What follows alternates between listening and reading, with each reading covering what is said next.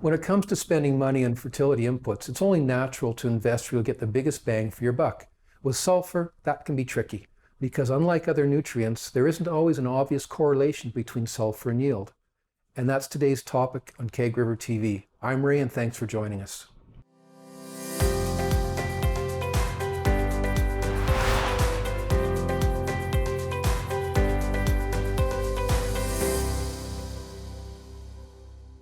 We know that plants need sulfur, and there's a reason for that. It's a macronutrient.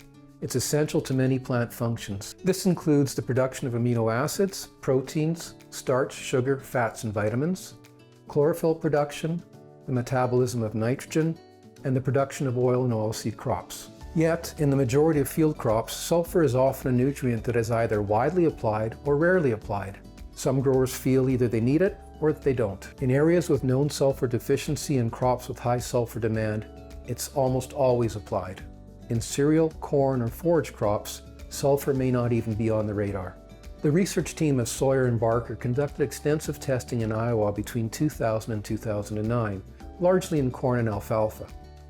They found that extractable sulfate sulfur did not always correlate to yield response against the check plots.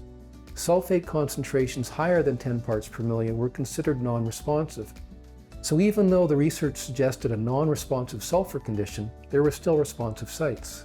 This reinforces the need to understand the variability of sulfur in soil and the need to agronomically evaluate a crop's need for sulfur on a situationally specific basis.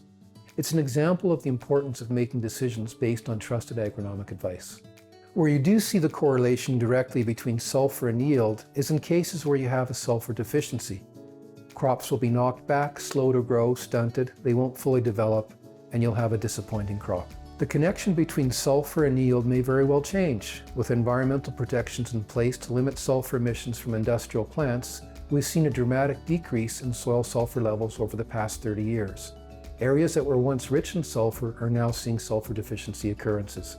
This may cause a shift where we see sulfur being applied more frequently to more crops. So there you have it. There's certainly no deficiency of videos here at Keg River TV, so please subscribe to learn more.